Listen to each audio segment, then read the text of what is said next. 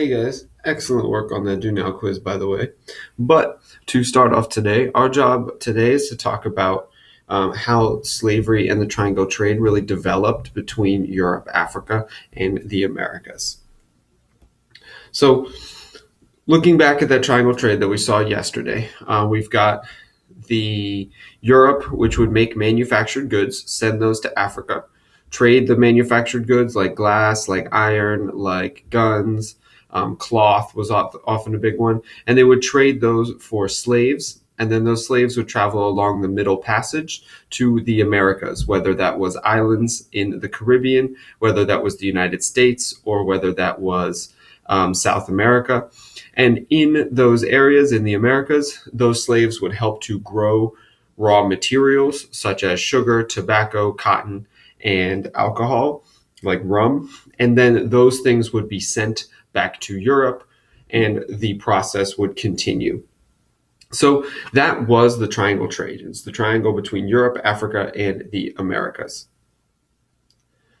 So why did this develop? Why did they need the slaves from Africa? Why did Africa need the manufactured goods? Why were the raw materials produced in America? That's the question that we're answering today. So what we get from that is that in the Americas, all of the slaves that were brought over were used to produce those raw materials, and that led to extreme wealth, such as these big plantation homes, which we see all around us in Louisiana. You can still go visit those all over the state of Louisiana today.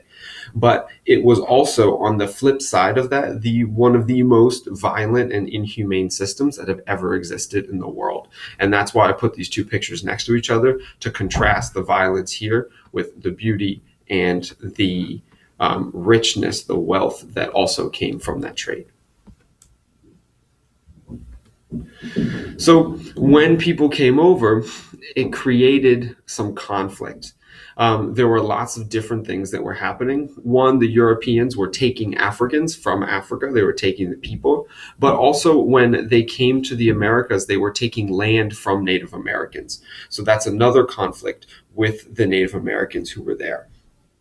They needed the land to farm. They needed the land to farm sugar, to farm tobacco, to farm cotton, all of those things. They took land from Native Americans for that.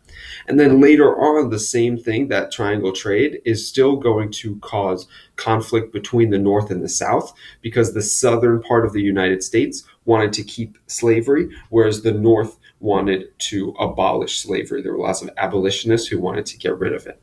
So it's causing conflict all over. So why did the South have slaves? Why did those slaves come to the Americas? And why did they use African slaves instead of somebody else?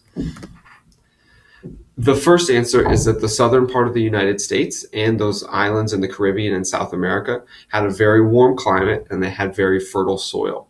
That meant that agriculture was really easy, and they could grow cash crops in those places. So there was lots of money to be made.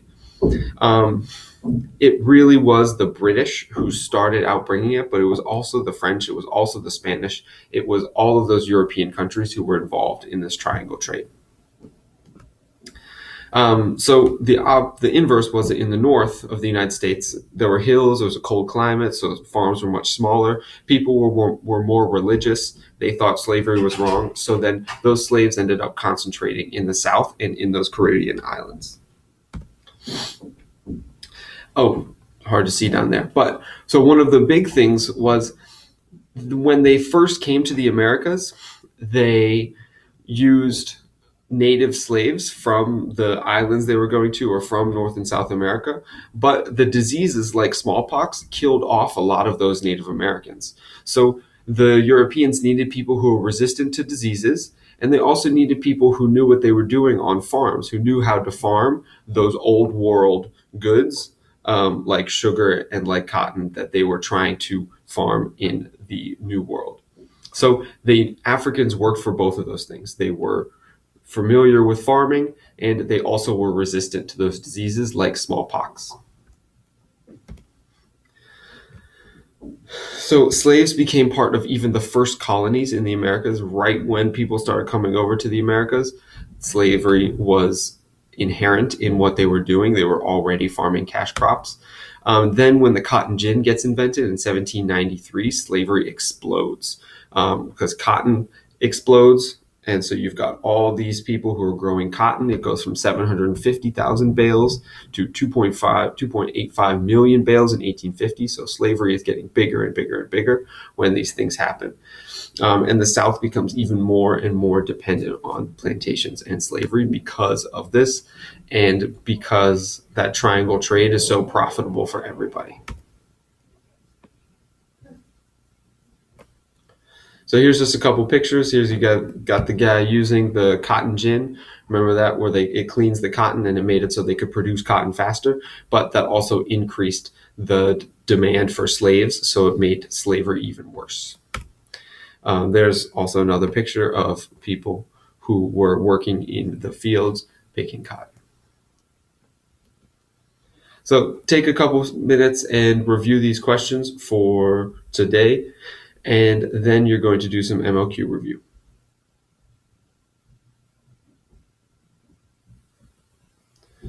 So for your MLQ review, I wanted to give you some of those cartoons so you can try to interpret those. Check out the symbols, like the big truck in the background. What do you think that those symbols represent, and what's this cartoon trying to say? Here's another one. Same, you've got that same symbol right there. All right. So now what you're going to do is look through the pictures at this link right here, bit.ly/DTA middle passage. It's part of a graphic novel, so it's part of a longer story, but you can get the picture from it. And I think it's a really poignant, really touching way to look at the middle passage and the way people thought about it and how intense those emotions were. So look through the pictures, and then with your partner at a level 1, make sure you're keeping it at a whisper and only talking with your partner, not other people around you. Answer the questions at bit.ly/DTA mid PQ. No exclamation point. Thanks. Have fun.